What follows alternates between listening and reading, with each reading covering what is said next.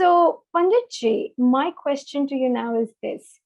You talked about how Indigenous people from the states are sharing their experiences and their stories to the Hindu people of India, and how we are slowly building a sense of solidarity with our brothers and sisters all across the world. So, would you agree if we were to say that Hindus are the Indigenous people of India? Great question.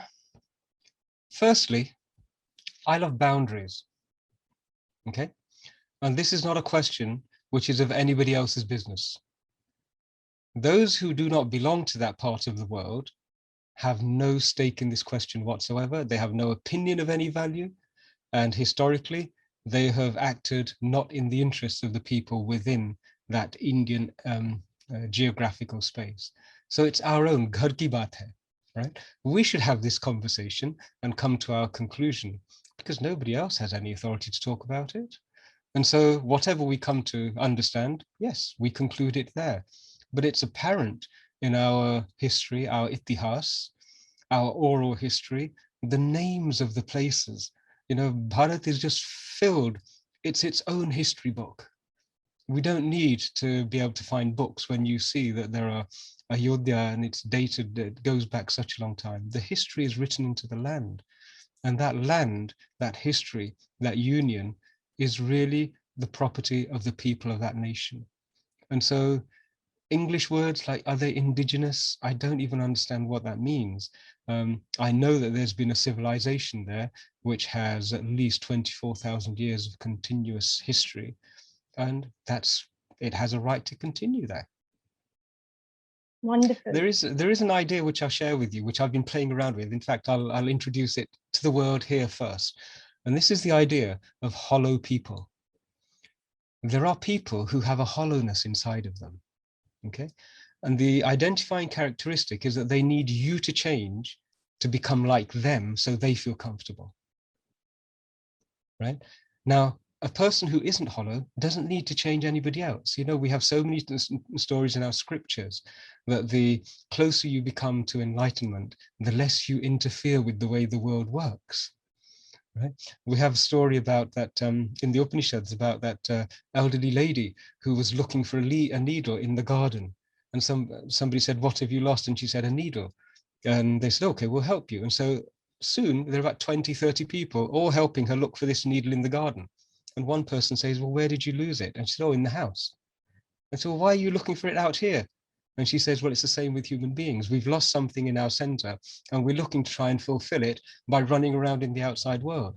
Hollow people are always looking to change the outside world, to change other people so that their smallness feels comfortable. In schools, a bully, a child who is bullying other children, is doing this. They have a hollowness inside, a fear inside. And the trouble is that those sanskar, when a person's body grows older and they become an old person, those sanskar are still there. And so sadly, if you look at the leaders of the European and the Western world, I see them, and I see most of them as hollow boys. They're boys who are running around trying to fight the same fights they were fighting in the playground, but they're now doing it on a global scale with intercontinental ballistic missiles. But spiritually, they're still hollow. Now, the indigenous peoples of the world were not hollow people. The Aboriginals were happy to take a spear and go walk about in the outback on a search of what it is to be a human being. Our sadhus, we have a tradition of people just going off without interfering with anybody else. The Native Americans were the same. But the European Christian identity at some point became institutionalized hollowness. And so those hollow people, when you see them in academia, they become the Dr. Abhijit Sarkars. When you see them in Audrey Trushka, that is a hollow person in academia, wanting to change other people in order for her worldview to fit. When you see them in business, in banking, they become predatory bankers. When you see them in health, medicine, hollow people start to exploit suffering. They say, "No, the vaccine patent we own, and we're not going to share it with brown people." That's hollow people at play and hollow people at work. And it's only sadhana and it's only dharma vidya which can help to restore and fill that hollowness. This is what yoga abhyas is about. It's about filling that hollowness. So the beauty of just being is enough. You don't need to take anything from anyone else. You don't need to impose anything on anybody else. And this is what we also have as a learning and an understanding which we can share and need to share.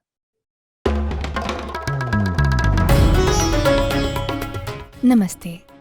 We hope you enjoyed this Chitti Media content. Please remember to subscribe to us and switch on the notifications for this channel.